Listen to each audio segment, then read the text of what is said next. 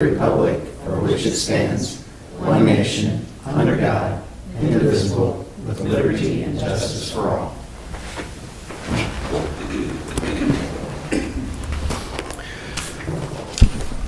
Roll call. Newberry. Here. Crowner. Here. Johnson. Here. Lees. Here. Young. Here. Thank you. On our perfecting and approving the agenda, I would like to move our old business from its position to just after number 3 in the new business, and then we'll come back to discuss the water rates after we do the old business. If that's acceptable with everyone here. Motion to approve is amended. Support. Motion and support. All in favor signify by saying aye. Aye. All opposed, same sign. Thank you. Motion carries.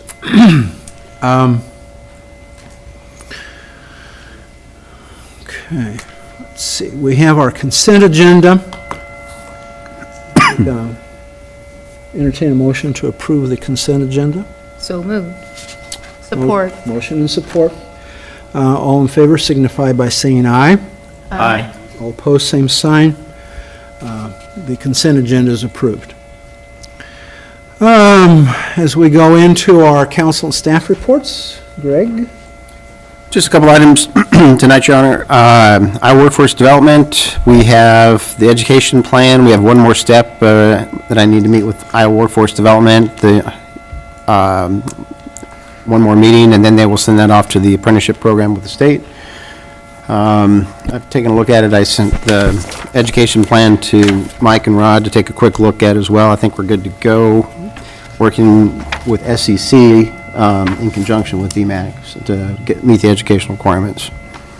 Mike's got 3 project updates and some costs that I'll leave for that. He's got the numbers over there. That may be the bag. And I'll be a resident as of Friday. So you are all welcome to come Monday for the unpacking party when the movers come. So feel free. I think I'm busy. No, you volunteered for the weekend duty of cleaning, remember? That would have been the house on Broadway. Now you're too far away. Too far away. I believe I have that. Okay, Mike, you want to give us our happy news? You want the bad news first? As Greg was saying, there's 3 things that came up. I didn't get finalized and get them into here, but as Mississippi Valley was doing their yearly maintenance, pulling all pumps and all lift stations and all the pumps at sewer plant to inspect and checked, there was one pump that had a bearing and seal out that needs replaced out at West 3. The quote came back at $3,130. We have a spare for each lift station, so we were able to put one in, and we have our 2 pumps running, but this one needs to get rebuilt so that we can have our spare on our shelf again. At the same time, when they were in the east lift station, which Rod informs me is 40 years old now, we have 2 of the main valves on that east lift that there's 3 pumps in there, and 2 of the valves we cannot shut down. They have broke, rusted apart.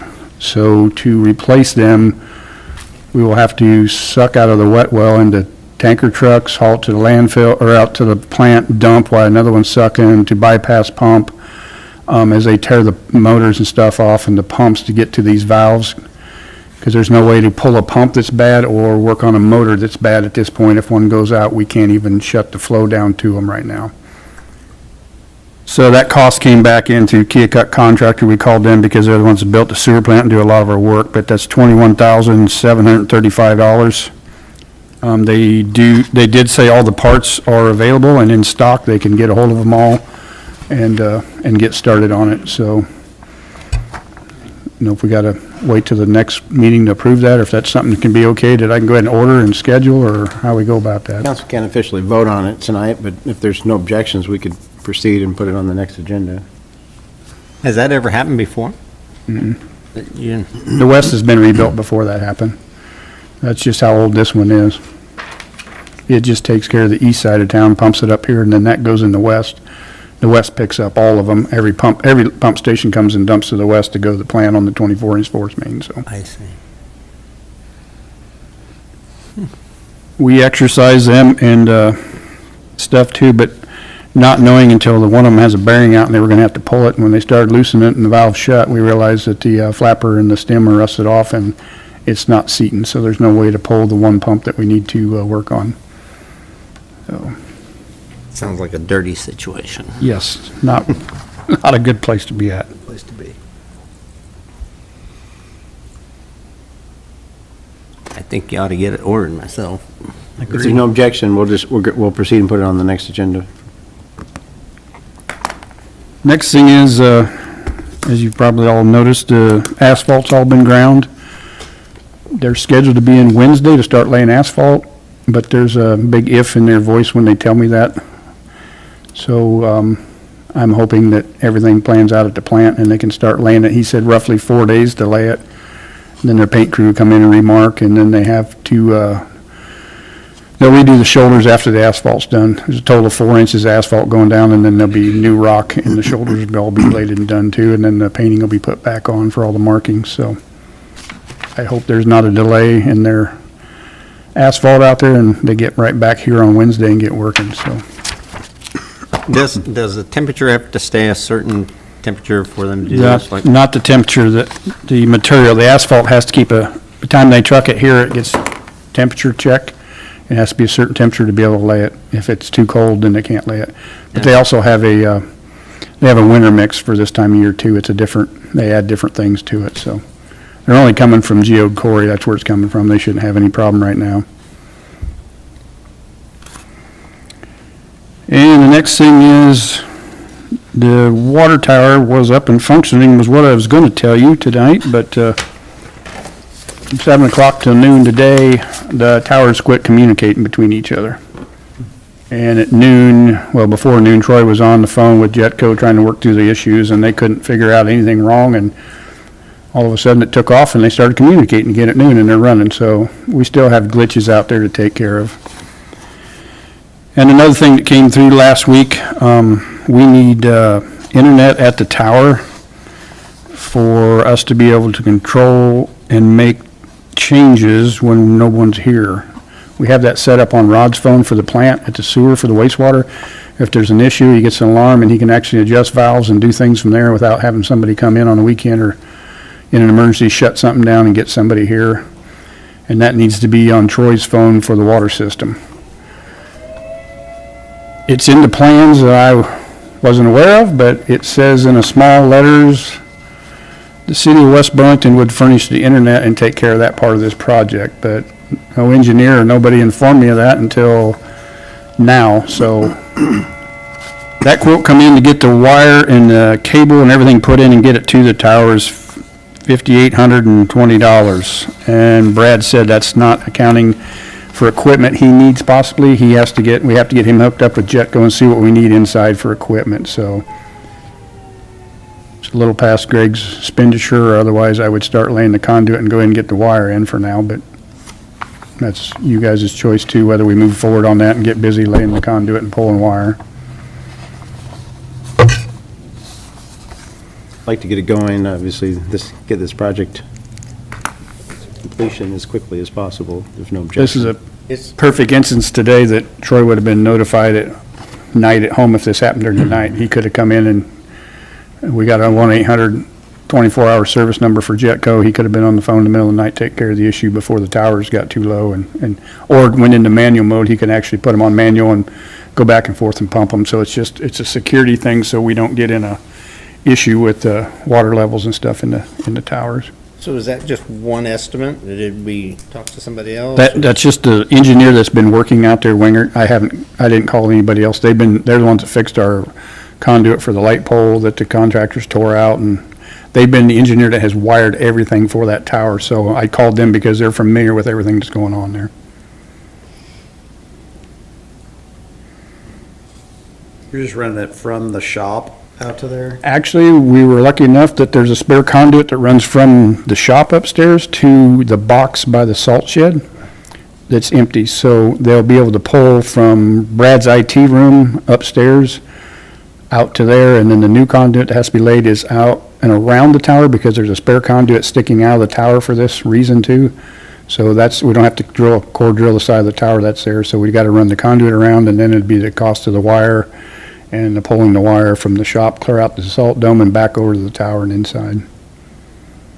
And then from there, Brad is going to come out and meet with me tomorrow, and we'll find out what we got to have, or talk to Jetco. I don't know those costs, what that'll be. Or if everything's in there for Jetco now, we just need the internet hooked to it. It might all be there in the system that we got. I don't know that. There might not be anything else, but until I get Brad to talk to Jetco and figure that out, but. That's nothing we can do ourselves. Run the wire, I mean. I don't know. If it's No. already, No, it's not wire that's ran out there, it's fiber. I don't have the splicers and stuff that I need to be able to run fiber out to the tower. We will at least need some media converters out there if they do have the rest of the equipment on site. And I'll have to look and see what those will cost to go from fiber to Ethernet.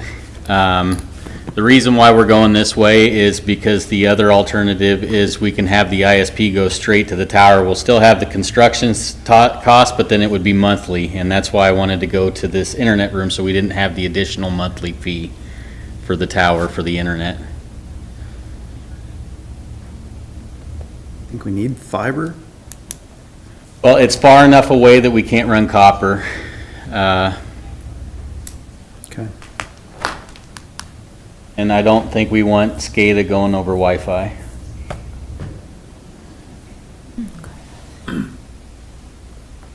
I have no issue. No issue.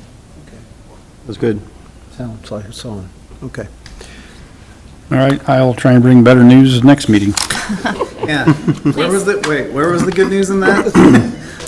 That Mount Pleasant Street's moving right along. Maybe. Maybe. Reluctant. Maybe. Doesn't snow, how's that? I got two things. First one is, Sorry.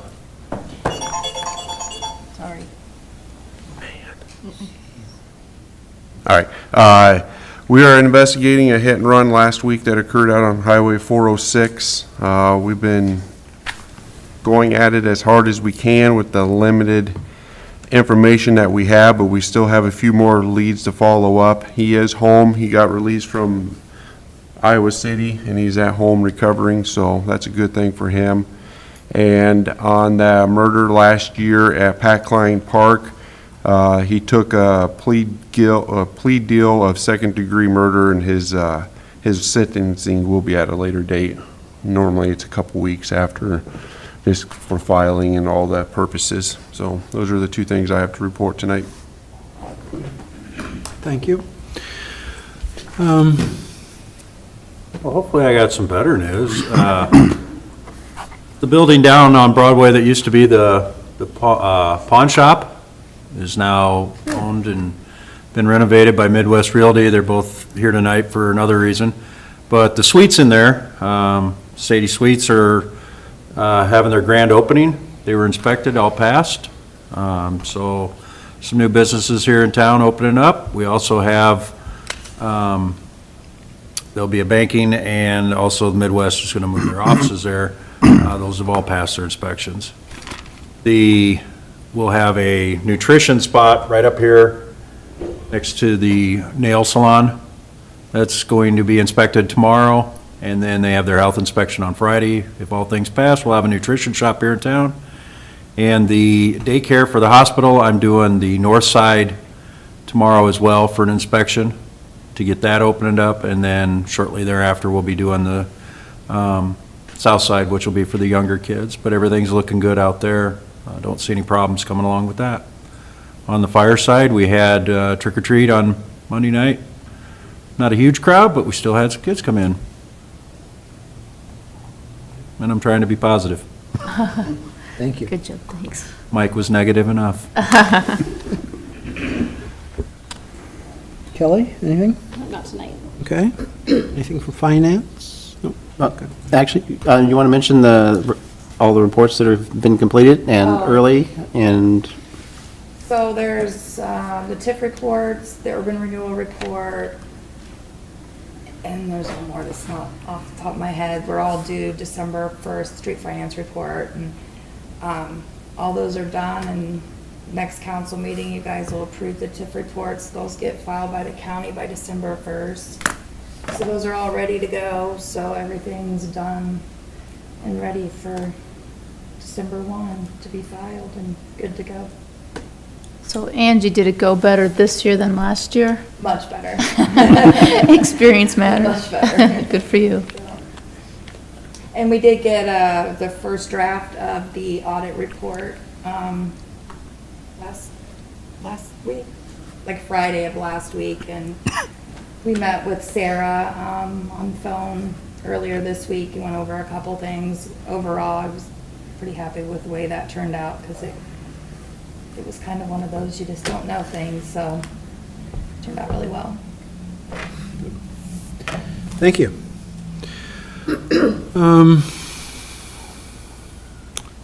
Council reports, anything? Just a couple quick things since the last council meeting.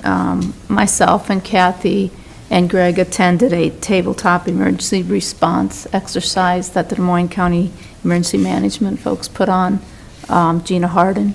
We did that October 20th. It was a 3-hour exercise. It was insightful from helped me gain an understanding of all the entities that come together as part of disaster recovery.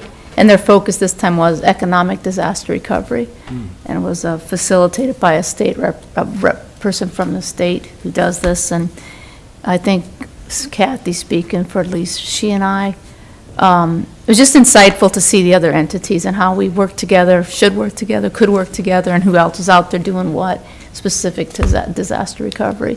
It's a thoughtful exercise.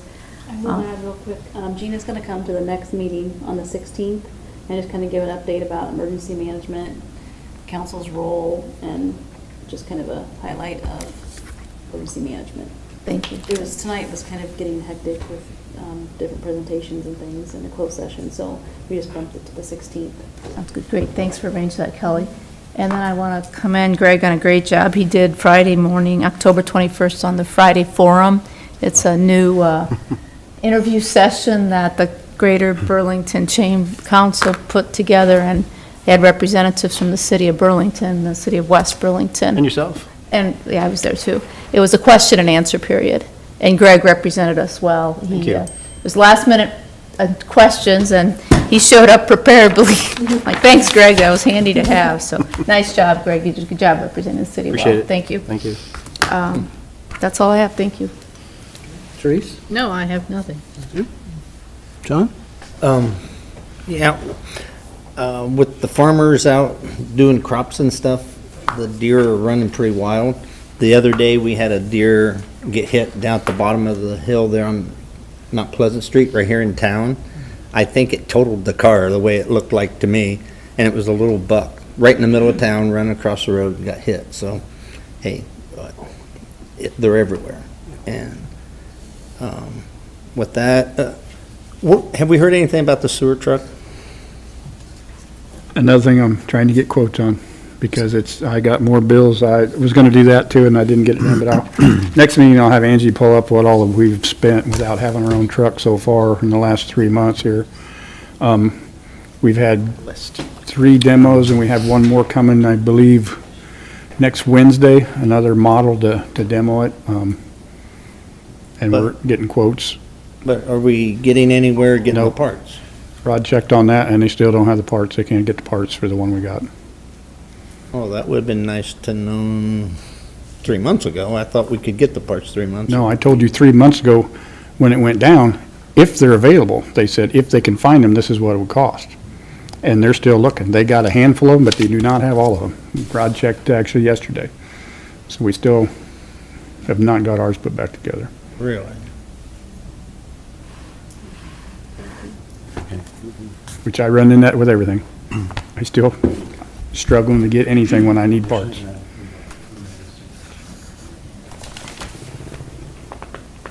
Okay, that's all I got. Andy? Not tonight, thanks. Nothing tonight, thank you. Thank you.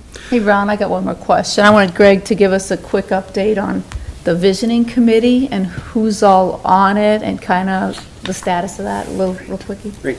So it's a year-long process, and the current communities are wrapping their projects up tomorrow. And our committee has Amanda Lee, myself, Jordan Fram, Kathy, Kelly, Mike Davis, Nate Prickett, Mayor Sandy Lee, Steve Young, and Zach James, presently on the committee as well. And we'll be meeting in early December here locally in person for our first local meeting to kick that off. We had a brief online session with Peter with Trees Forever. So looking forward to kicking that off locally. So getting some information out there. So appreciate those that volunteered to be part of the process and the committee to help move it forward. There will be a public or several public components to it, including the students will be participating as well here locally. So excited about it. Great, thank you. Thanks, Ron. Thank you.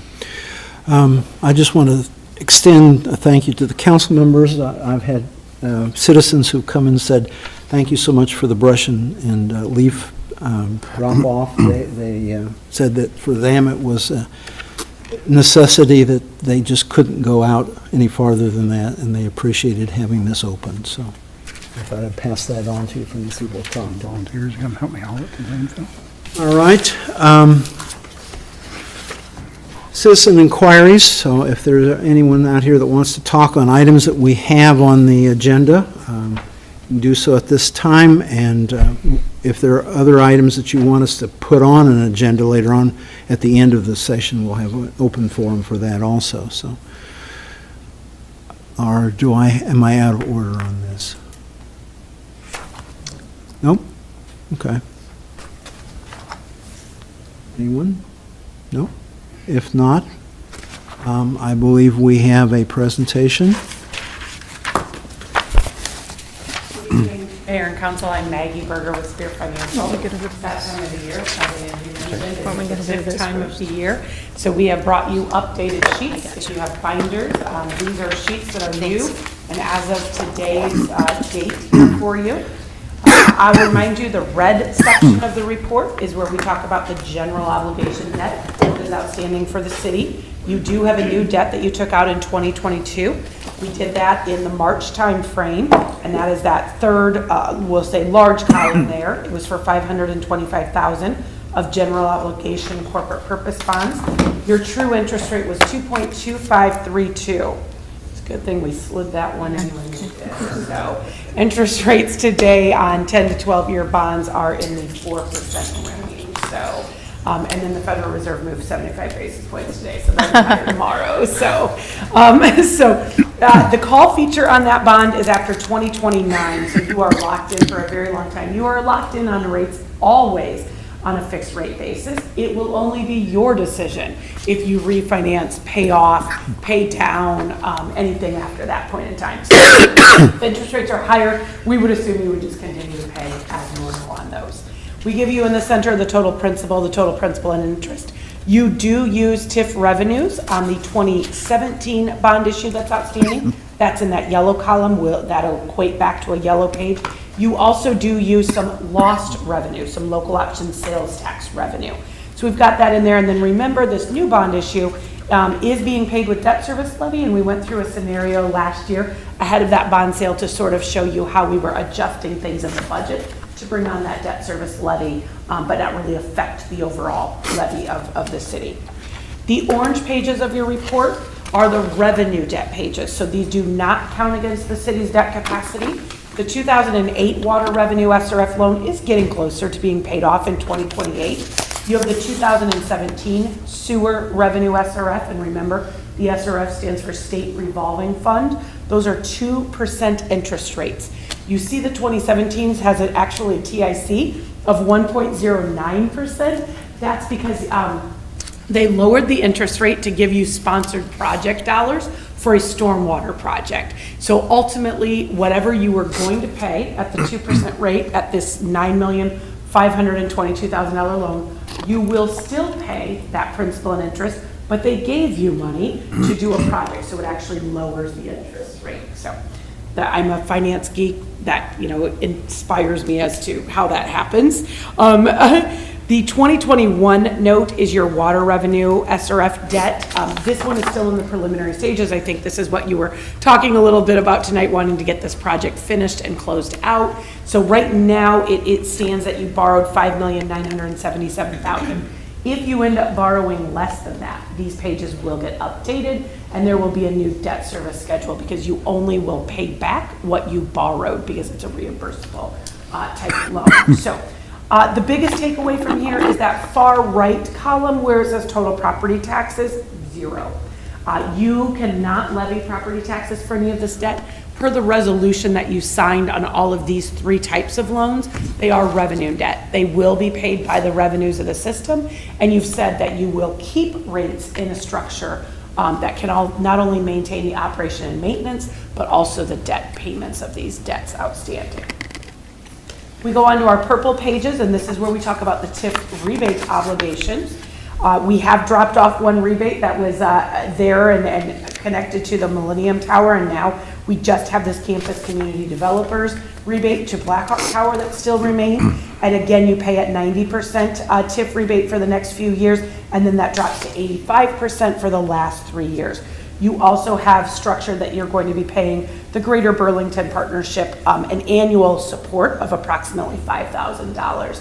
And so those are the 2 agreements that will be paid by the city going forward in the foreseeable future. You could always enter into new rebate agreements if there is some sort of development that is wanting to, you know, increase the valuation of property, and that you are interested in rebating back or granting back money. That's really, truly incentives that TIF does support. We have your TIF revenue certification, and this really just talks to what Angie was saying, that she's got her TIF report ready and done to go. Excuse me.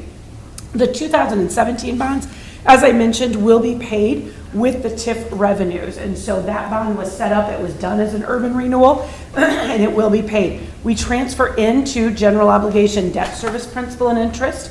We also then are paying back some interfund loans for a few different things. And these are not only interfund loans, but some low to moderate income, or LMI. So we've got the 2011 West Burlington condos, the Park Place West, that is. The 2015 redevelopment, this was the street shop lot. And then we've got the 2015, we've got an LMI fund that has 1 more year outstanding. We bring in the amount that you need to not only rebate, but also pay to the Greater Burlington Partnership, and that's where we get our total TIF that needs to be levied. As you can see, this number is very similar to where that number was last year, slightly less because, again, I did mention we dropped off that 1 rebate agreement. That number does start to go down a little bit every year, just based on debt paying off, some of these redevelopments, these LMI funds getting paid back in full. We go on and talk about, on the green pages, your general obligation debt capacity. I'm going to have you look at column number 2 and read straight down with me. The actual valuation of the city of West Burlington is $314,078,459. That gives you a total debt capacity of $15,703,000. And you have outstanding general obligation debt. We must count just the principal outstanding of $3,411,000, and that was from those red pages. You're going to pay, you have annual appropriated rebates this year of $72,761, and then you're going to pay principal back of $598,000, also paying back those rebates. And so that leaves you with a remaining debt capacity of about $12,890,000, or about 82%, which is a very healthy number for a community your size.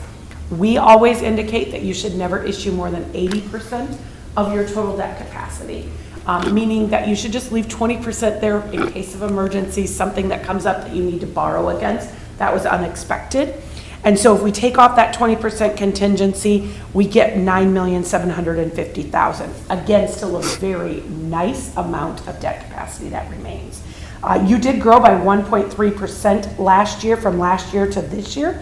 So we have grown it, we've built in a growth factor, and as you can see that, by the time you get to column number 11 on the second page, you are out of debt at that point in time if you were to do nothing else.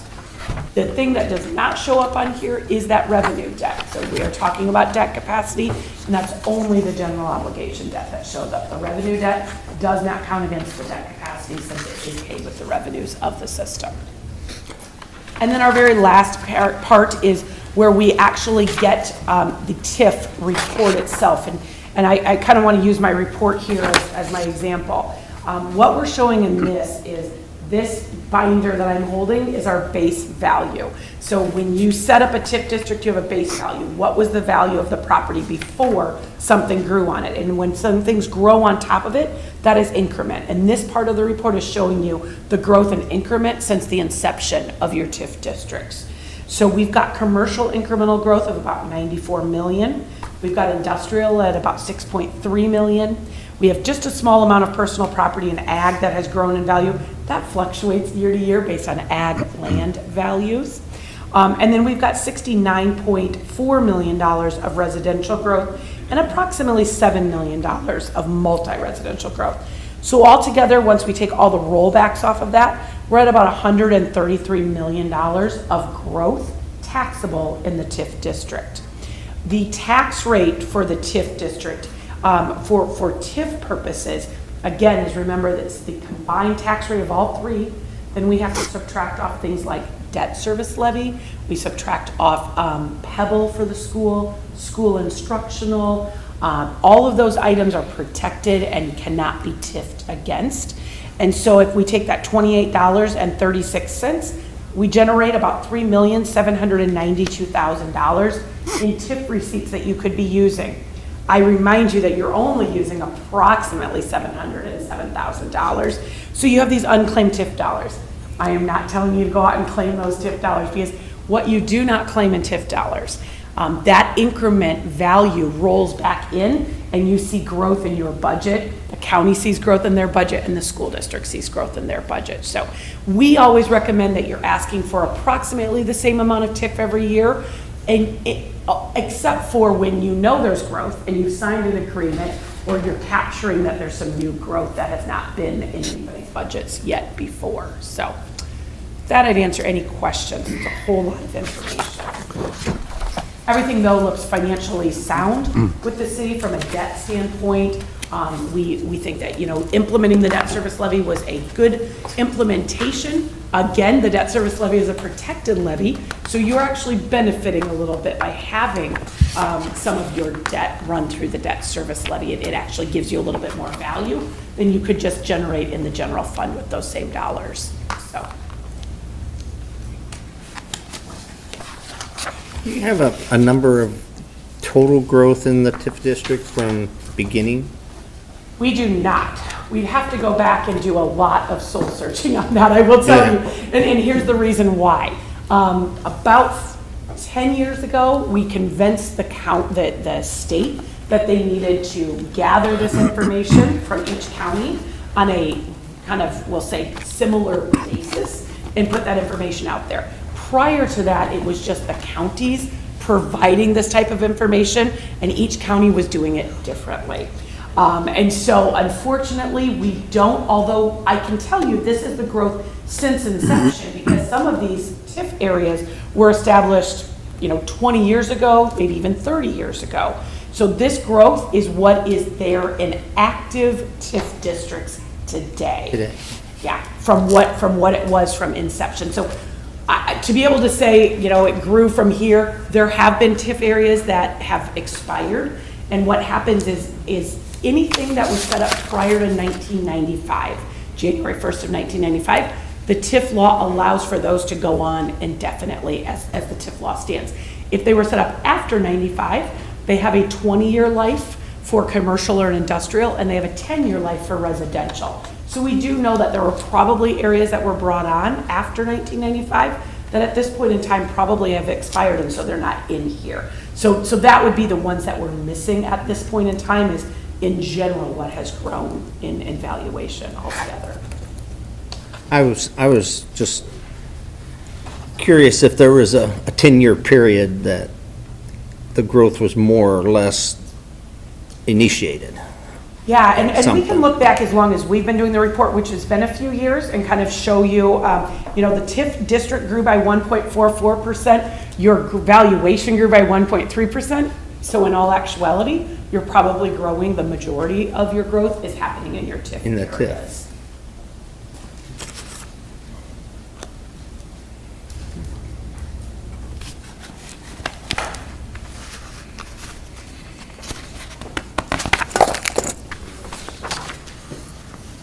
Any questions for Maggie?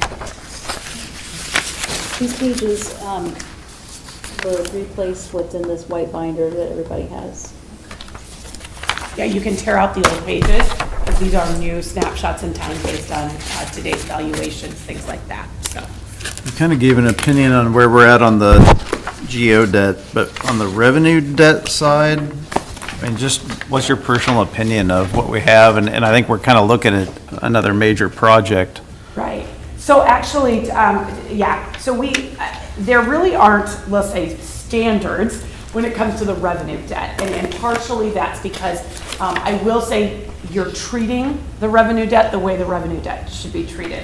So I want to definitely point that out. We have some cities that choose to issue the revenue debt as general obligation debt and still maybe pay it with the revenues of the system.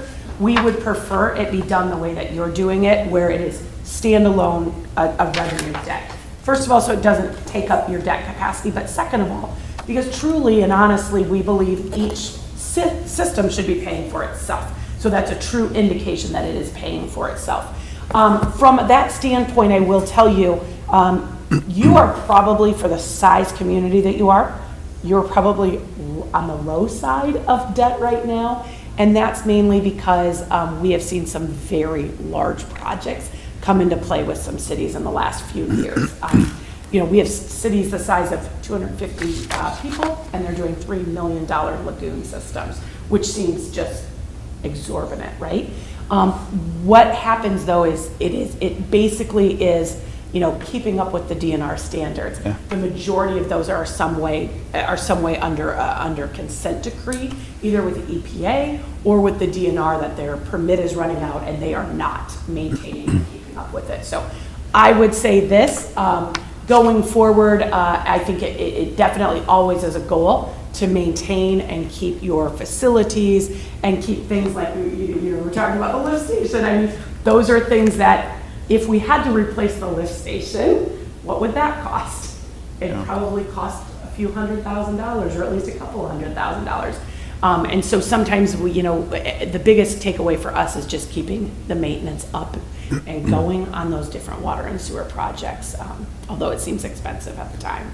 When we do have a project and project cost, though, Maggie would be part of that discussion and help us look at our revenue and our rates and determine our ability to put that project forward, whether it be water or whatever it might be. But Maggie would be an integral part of that discussion. So We're constantly looking at that, and we take your annual audit, as stated that your audit is in a draft format. Take your annual audit, and we usually run it past these numbers as well. Your auditor is also checking your coverage factor to make sure things are up. But those audited financials are very helpful to us, because that is what we can start the discussion on additional debt. And we really can do some planning on that. We have many cities that say, well, we know we've got this coming and we'd like to kind of plan these out and tell the DNR that that's our plan. And we can work with you to kind of plan around, because again, for example, 2028 sounds like it seems far off, but we're going to be budgeting for 2024 soon. So it's not that far off, and although it's not a big payment, it drops something off at that point in time. So, if you took out those 3,000 people, cities, recent purchases or recent bills, would we be lower than them or higher than them then? You said some had some major projects of the 3,000 population. Yeah, I would say that you probably fall with this, like, we're going to say about $15 million in debt. You're probably really average then at that point in time. If you took away some of them. Right. For the size community that you are, I would say, if we removed kind of some of those big projects, but also I want to mention, like, your 2017 project was done in 2017. If we did that project today, it would definitely not be $9.5 million. With inflation, supply issues, not being able to get parts, that $9.5 million project likely is $11.5 million. And so that's where we're seeing, fluctuations. We see projects get put on the intended use plan, which is the SRF's way of saying, hey, DNR, this is what we intend to do. Does this look right? Will it meet all of your standards? Projects that were put on that IUP 2 years ago are coming in at $2 million over what was expected.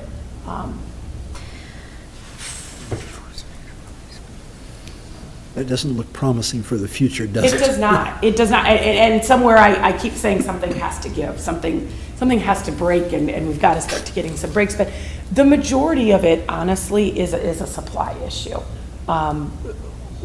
Projects are getting bid, and there's just not the supply of the product, and it's taking 3 and 4 months to get the supply of the product there.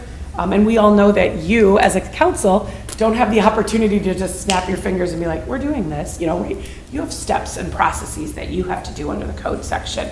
And so the longer projects delay just because of council action and needs of meeting all those standards, it just pushes things back further, because we also know that contractors are not ordering supplies. If they are the low bidder, on the first of the month, and the end of the month is when you're going to approve, they're not ordering supplies till the end of the month. Where in years past, they probably were ordering at the beginning, because we have had some projects that have rejected the bids and gone back out for at least part of the bid sections because they think it was just extremely high, and they got some feedback as to why maybe it was higher. What could we swap out to make this still a good project, but what could we do differently to bring the cost down? Very odd time in the markets and with construction right now. Yes. I said amen to that. Yeah. It's just not a time. I mean, I've been doing this for 17 years, and looking back, 2007, 2008, we were in these type of interest rates, but we were definitely not in this type of a construction market where it was difficult to get things and that prices were extremely high. We had high interest rates at that point in time, kind of where they are today. And it's hard to think back that far because it's been a while, but it's just that there's this combination of a whole lot of things making it more difficult. No other questions? Thank you very much. Thank you very much for having me. I appreciate it. Thanks, Maggie. Thank you. We'll go to item number 2 on our agenda. Consider a second reading of an ordinance adopting airport approach regulations. So moved. Motion? Support. Motion and support. Any discussion on this? All right. This is a resolution, so I'll have a roll call vote. It's an ordinance. Crowner, Ordinance, well. Aye. Johnson, Aye. Lees, Aye. Young, Aye. Newberry. Aye. Motion approved. On to our third item. Consider the Board of Adjustments' decision to issue a special use permit and grant a variance to setback requirements for multi-family residential housing project in the Shattenkirk Estates subdivision. Motion to approve. Support. Motion and support. Discussion?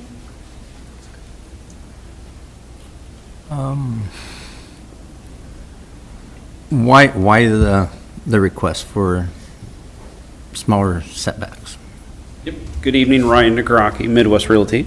So there's a couple things for the setbacks. One of the major ones that makes this property a little bit unique, there's a 15 to 20 foot storm sewer easement that runs actually north and south through there too. So it the building layouts that affected it, and then to get them with the drive and the parking required and everything to have that fit just on that parcel was the request. Guess, Brian, one other question. I noticed the playground and the dog run are where they are, And I think during the board meeting, it was discussed to flip those two, so the play area for the children wouldn't be next to that main Houston street. Is that realistic to see you'll flip that? Is that the site kind of layout? Thank you. So we can definitely, We could definitely flip-flop the two. yeah, Seemed like a good idea when I read it. I'm just curious if Yeah, there's any reason, hesitation. You got Houston Street. Yep. Running along here, Lane Drive here. And yeah, we could easily flip-flop the playground and the dog park. That would be Just, very simple. it just seemed, okay, cool. I was hoping there wasn't any under, and I've reason not to. called too on, there was a concern about lighting in that playground area and things. So I've actually already called to get pricing on, put together on lighting and stuff like that, so, yep. Easily done, yep. Is there sidewalks there? Yep. Yes. I couldn't see that. So Well, it's mostly driveway and this here basically is your sidewalk, these little stars that come through it, and then same thing down through. then Page- some of them have garage. Page 34 shows it pretty well. There's driveway too. Sidewalks are Some of up. these have attached garages, so that's kind of where these are cut up. 34? 34.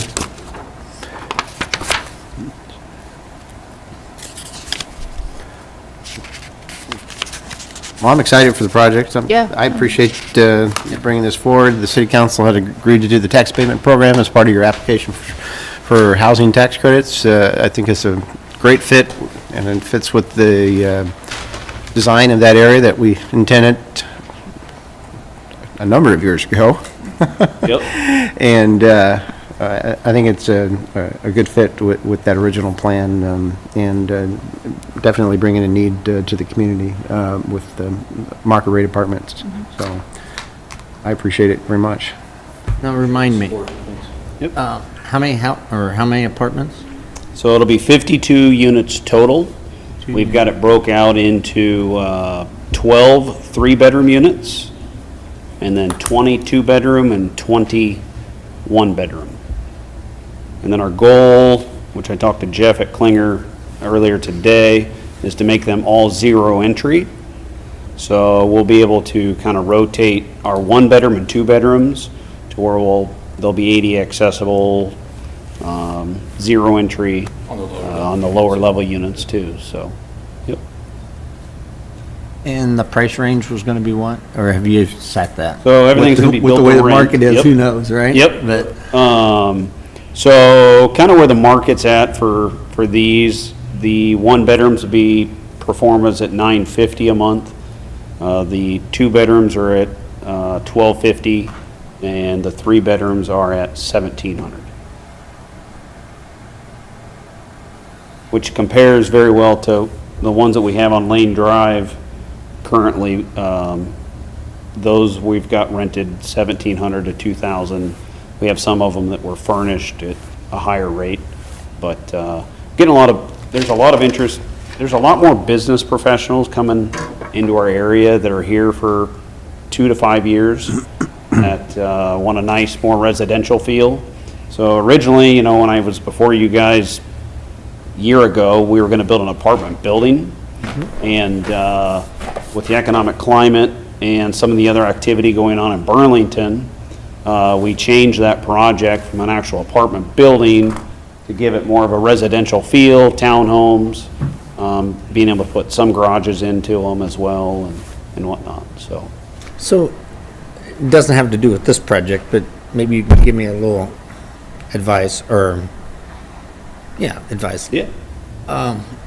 Are you having requests for single-family housing, standalone homes? Yeah, we have. As Maggie had pointed out, the economic climate here the past year and a half, 2 years has been difficult from a building material cost standpoint and everything. And for us to be able to get to that price point that we need, it is difficult. But there has been some demand that has fallen off. We've noticed just in the last couple months, the activity level has fallen some. But yeah. Lumber's coming down, right, though? Yeah, our lumber's lumber coming down. package has come down quite a bit. But doors, windows, siding, shingles, HVAC, all the other components have not adjusted. In fact, in 1 month, the HVAC package, if we wouldn't, so we tied up some capital soon, or sooner than later by acquiring some things like HVAC. By doing that, in 1 month, we saved 30%. The price went up that much. Wow. So it saved us $70,000.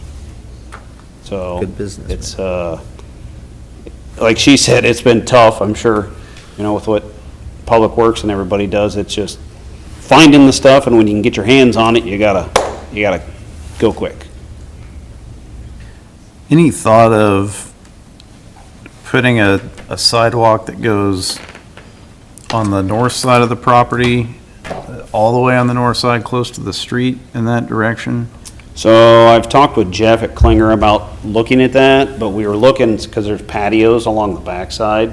So we thought about doing like a landscape buffer there, potentially. So that's kind of what we were looking at. I think there is a sidewalk, I think, on the north side of the street. On north, yeah, so it'd be on the Schottenkirk side. That's right, but on your side, on the north end of the buildings there, before you hit the street. It's not in the plan currently. And that's what I was looking at.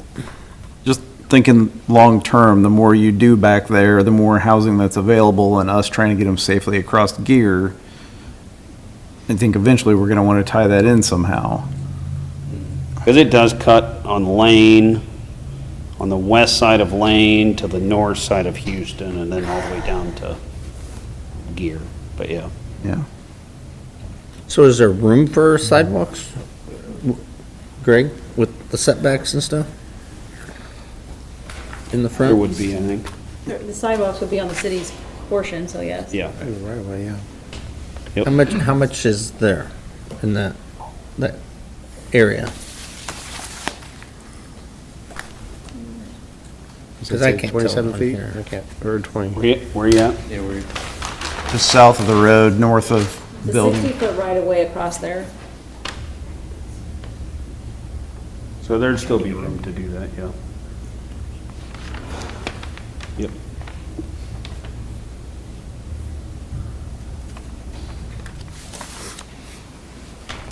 One thing that made a change from the picture you had too, I know we had a hammerhead on the Yeah. drawing that you may have. I think we're just gonna end up taking that street back out to Houston.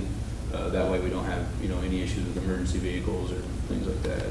So it'll be a through street down the middle, okay? A private through street, but. Gotcha. Yep. The only people who should go down that through street are those who live Yep. Yeah. on the left or right side, yeah. Now, I think it's a cool concept. My kids have lived in two different locations with housing like this, and to me, it felt very community-oriented when I go and visit, hang out, walk, visit their park, whatever. They've made that choice twice, and I'm excited to get this here in West Burlington. Appreciate it. Thanks. I am too. I'm just really thrilled because that's one of our goals. But I would like to see sidewalks out in the front because the next project is going to need to tie into it. And walking behind there, there's going to be cars pulling in and, in the backside, it's really not a sidewalk. It's more of a from house to house thing versus a sidewalk going from one end to the other. What would we have to do to get sidewalks? There wouldn't be any, So you're talking, you'd like to see a sidewalk along here, the south side of Houston. on the south side? Well, the north side of the apartments. Yeah. Yeah, There is a sidewalk all along Houston on the other side. on the other side, Yeah. correct? And then there's a crossing here at the end, There's the easement. then we would have sidewalk all along In here. this street here. Come through here, actually. You can call Ideal, tell them not to give me that 12% raise next year. Otherwise, in a couple of years, we're gonna be talking about how to get them safely from your northeast corner Yeah. across Houston to get to the sidewalk that's already there, or we're gonna be having this discussion again of putting that I sidewalk wonder if we there. just made a crossing here, where we bring the road tie in and then we bring our sidewalk along the road. Because I think all the traffic, anybody living here is gonna go along. Inside rather along the than- street, I would assume, not back here. Not back in there. my thought. you're right, with this complex. I'm just worried about everybody west, and the more that gets built back there, hopefully. Yep. I don't necessarily want them walking through the middle of the complex, and so my other option is I make them cross the street twice over here. I think it's a mistake not to put the sidewalk in there because of that reason. We're gonna discuss this years down the road and say, hey, we should have put sidewalk in. Well, we need to think about that when we put the crosswalk in, when we improve the crosswalk across Gear in anticipation of this building, because that's not a good crosswalk today. Right. It's jacked up. And if we have that trail there, Well, when we do the trail and this, we've got to just be smart about how we do it, so we're walking across Gear safely with the right signals and stop signs and push pads that actually work and stop traffic. That type, and think about where that I'm not opposed sign. to it. Yeah. me neither.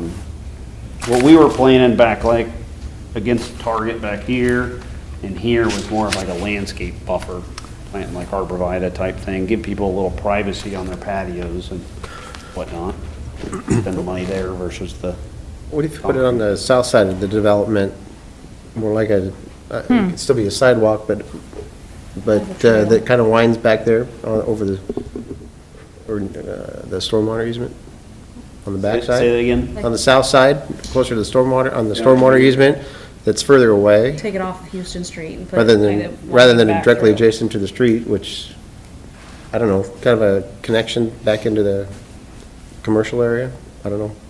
Oh, back here? I think it's all going to depend on where we end up having the safest crossing across Gear. We need to Yeah, make if it you put easy to get to so that here would be crossing. pretty difficult on the south. So we're already, Jeff was telling me, Klinger, today, that we're gonna have to actually put a retaining wall back here because it falls off quite a bit. So I from a was thinking site on the work city's standpoint. easement. What's I that? was thinking on the city's easement, though. Yeah, you want it on. Oh, yep. That was just a thought. Through here. You just gotta remember where the next one's gonna be made, or built, and the next one's gonna be built. And it'd be, in the front would be the more appropriate one to go all the way back. We're gonna have this discussion like 5 years from Because there's nothing on the lane on this side, like if we took it here, it dead end at that detention basin. Yeah, that makes no sense. There is sidewalk all along that side. The developed ones, yeah. Right. I mean, I wouldn't be opposed to looking at here. I think down here, though, there's gonna be some elevation challenges. So we're gonna make that happen? Is that what I heard you say? I think that's what I heard you say. Is that It's right? not, I mean, like, the board didn't talk about that. Huh? For this action. No. From this Oh, action, no. the board didn't talk about that. But they're not gonna be here tomorrow for something else, you know? So I'm asking the guy that's here Yep. now, what can happen? You know, the more I look at this, keeping it on the north side of Houston's probably going to have to happen, because once you get further down to your east, along Becker's and Pilot Grove and all that, I'm not sure there's room to do much of a sidewalk there to continue it and connect. Pretty much There's that impossible on that elevation end. up into it, too, Yeah. actually. That's a hill. Yeah. It's so- already a There's berm. elevation there. Yeah, on the so Becker I think side. we'll have to stay on the north side of Houston and then find a way to use bump outs or something there. There's no room here. Yes, we have an motion before us, and we've sidetracked, so it's time to call for a vote on this. I don't need Do a a roll call? roll call, please.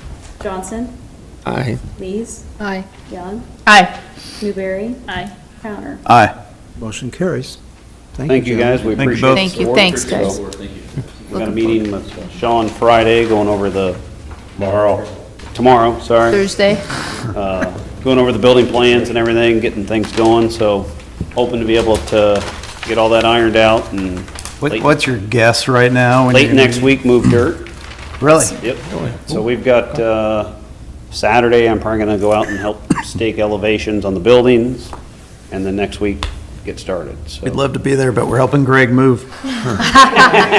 Or cleaning his And, house. our goal is to get 2 buildings started this fall, and then, I wanted to get 4 foundations in, but it's getting a little late, and unless you guys can keep this weather going, that'd be great, but, so we'll probably get 2 foundations in yet this fall, and then follow up with the other 6 in the spring, so. So, thanks, guys. Thank I you. just want to say one more thing. Thank you. Yep. Appreciate it. Yep. Appreciate your, Thanks for coming. Thank you, yeah. And we'll have an open house eventually, and I know Sadie's got one down there at the Suites, and our office will have one here coming up soon. We're actually moving into the offices next Monday for a new office building, so we'll be in there soon, and we'll publish an open house and ribbon cutting, and welcome to come. Yeah, you guys done a great job with that building. It's been through so much. Yeah, It's nice to see something permanent. yeah. I know the neighborhood's all happy too. Oh, I bet they yeah. are. They're Talked to some congregation at the church across the street, and they're happy to see it. good. I'm happy to see you. Ritters. Ritters are probably happy, yeah. Thanks to Jesse and his team for keeping an eye on it, so. We're happy to see it. Yep.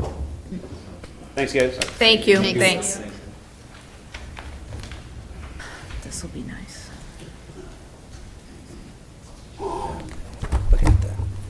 Okay, so we're moving on to item number 1 under old business. We're considering a 3-year right-of-way permit application from United Private Networks LLC to install a 5.10 of fiber infrastructure in the city's right-of-way along Mount Pleasant Street and North Gear Avenue. So move. Motion? Motion support? Discussion? Think we can get them to do some fiber out at the water tower while they're doing it? Okay, hearing no discussion at this point, then I'll call for a voice vote. All in favor signify by saying aye. Aye. All opposed, same sign. Motion carries. Now, we're on to our most interesting point tonight, Water rates. water rates. Yes, there's a lot of information here. I'm going to try and keep it short and sweet, though. You've got a number of options, the original proposal, the summary sheet from the previous meeting, and several options that Katie had put together for you as well. Attachment 1 is the original option, and attachment, number 2 is the, from last session, and the examples there, starting with attachment 3, you've got several new examples that have been put together, a 5% rate increase. The next one has a 2,000 minimum that Councilmember Lees had requested. You'll see that neither the 5% or the lowering the base rate meet our requirements or revenue needs. The next one has the 3316 factored in, along with the 5% increase across the board. It's obviously short as well, $109,000, doesn't generate the necessary revenue. The next attachment, number 6, is an increasing rate, increasing block rate structure, but at a smaller increase than we had originally proposed, but it does not meet the revenue requirements as well.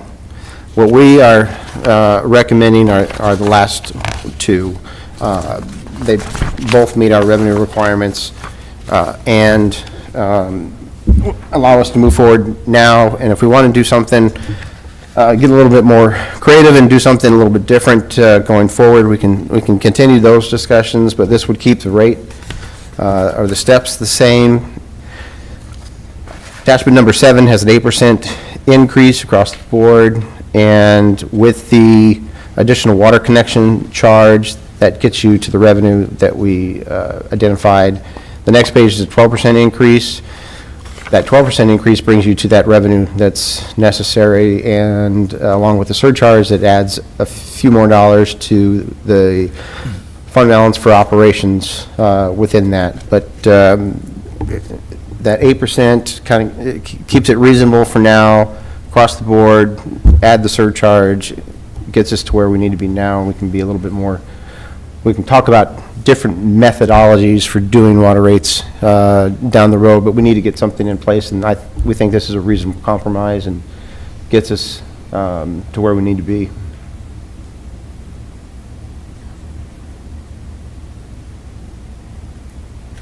Good. Make a motion that we approve attachment 7, which is a collective 8% increase across the board, and move on and revisit it. That's it.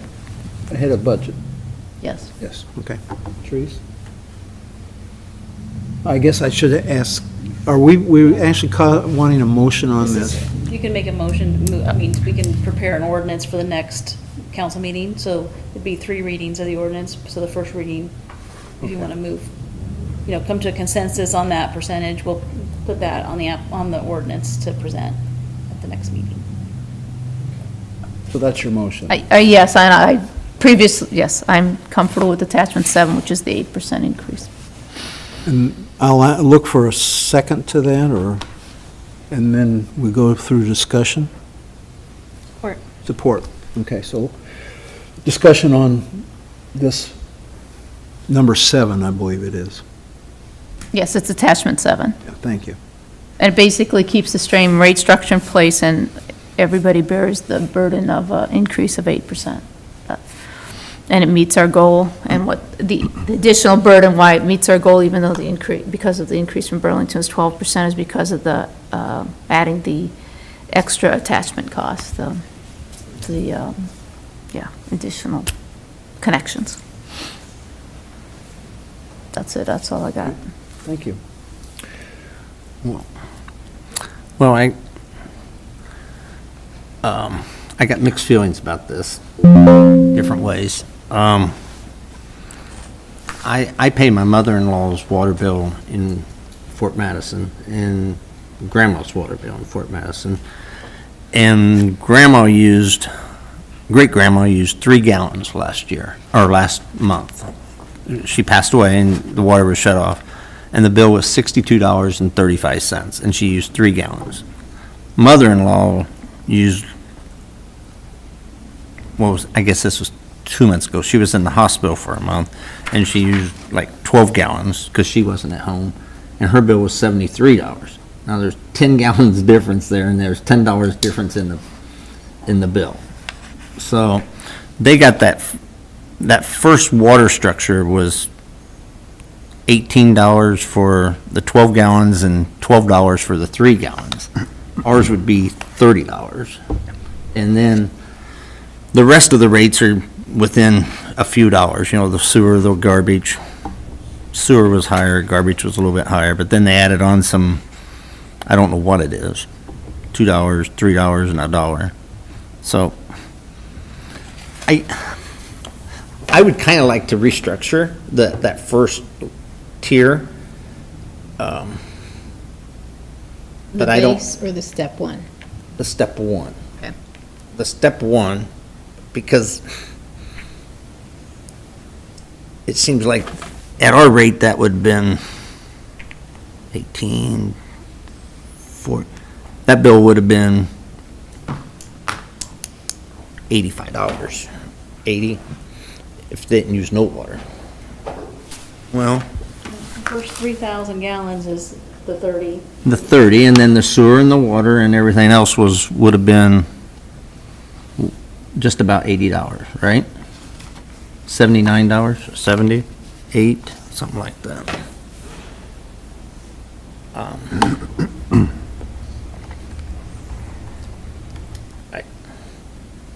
I don't know what for Madison's Yeah. costs are for. Yeah, I don't know. I mean, you kind of have to only look at.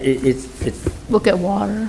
It's neither here or there, except using no water is still, it's $18, and using 3,000 gallons or three gallons here is $40, right?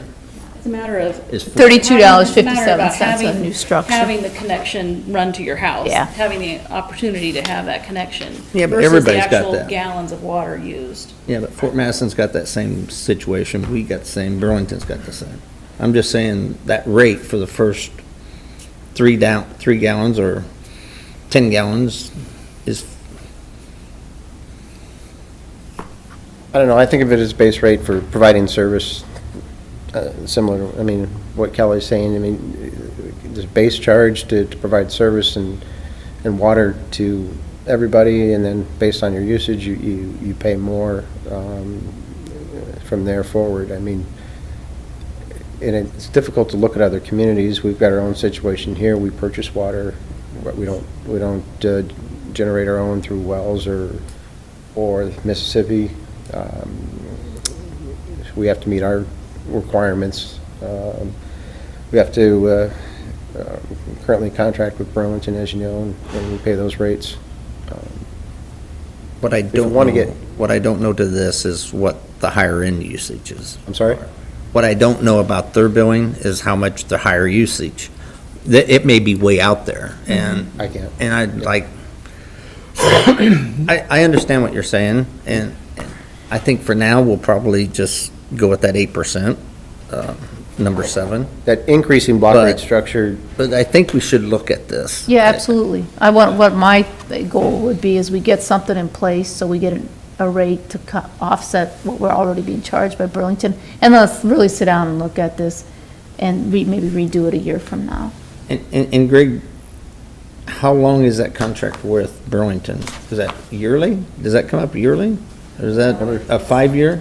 I have to go back and look at it. I'm sure it's 2080 with a period time frame. I haven't looked at it for a little while. I think I looked at it when we were talking a while back, but Does it say on that paper, Andrew? we don't really, have options Find the contract here. unless we were to tap into a different well source, but I don't think there is another option for that. So, I mean, we've got limited options, but we can look at different rate structures. I mean, that's what we had talked about originally. It was doing that increasing block rate structure, but there was concerns from an economic development perspective, putting more of the costs on the high-end user rather than the low-end user, but and reducing those costs or keeping them relatively level. But with this, I mean, you're talking $2.41 increase for vast majority of folks. What is that? 903 in the base rate by going with the 8%, Yeah. roughly. So 903 people pay an increased rate by $2.41 a month. Yeah. And that's better than the 100 and- 12% we had initially talked about, which is going to get us, $3.62? The two high-end users. That's are- attachment 8 was showing the 12% increase, and attachment 7 is showing the 8% increase. And it meets our budget we pay our bill. I have a question, since we haven't been passing on the increased cost from Burlington, since we haven't been passing on to the users, and yet we've been receiving that higher billing from This is all, Burlington. that's factored into the, Well, we've been receiving the billing from Burlington since the 1st of July. So we have a deficit now, I would assume, in our water account, right? no, that's factored into this. The 8% will get us, okay, thank you. Okay.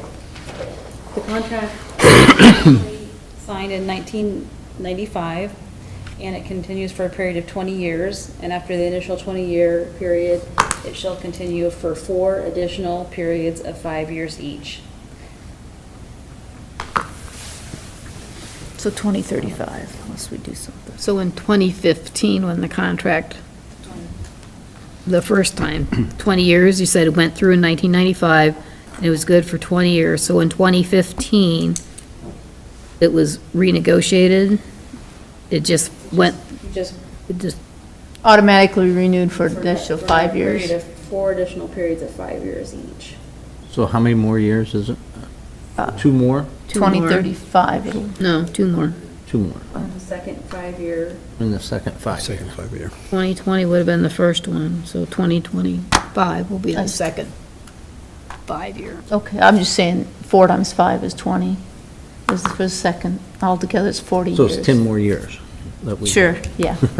We all get there, the math. 2035 is when the last bid, unless we do nothing. If we do nothing, it'll go till 2035. Your faucet will go dry in 10 years. Yeah. The well runs dry. Yeah, Mississippi dries up on this or something. Yeah, as low as it is. Well, I'm going to call for a vote on this. And What are we voting on? we are voting on having this 8% on the next 3 council meetings as part of, and again, you'll get a chance to rediscuss this 2 weeks from now. But the current motion before us is proposal number 7 will be what we are doing. I call for a roll call on this one, please. it's really more of a consensus to move forward with a All right, 8%. So Okay, well, in that I think we case, could do a voice vote on that. voice since vote, it's not be a- fine. All right. All in favor signify by saying aye. Aye. Aye. All opposed, same sign. Motion carries. So we will have this on the next council meeting's agenda. With that, any citizen inquiries on things that should come up in the future? Okay. In that case, I will ask for a motion to go into closed session in accordance with Iowa Code Section 21.5, 1I. So To- moved. Oh, all right. Support. Motion support. All in favor signify by saying aye. Aye. Aye. All opposed, same sign. Motion carries.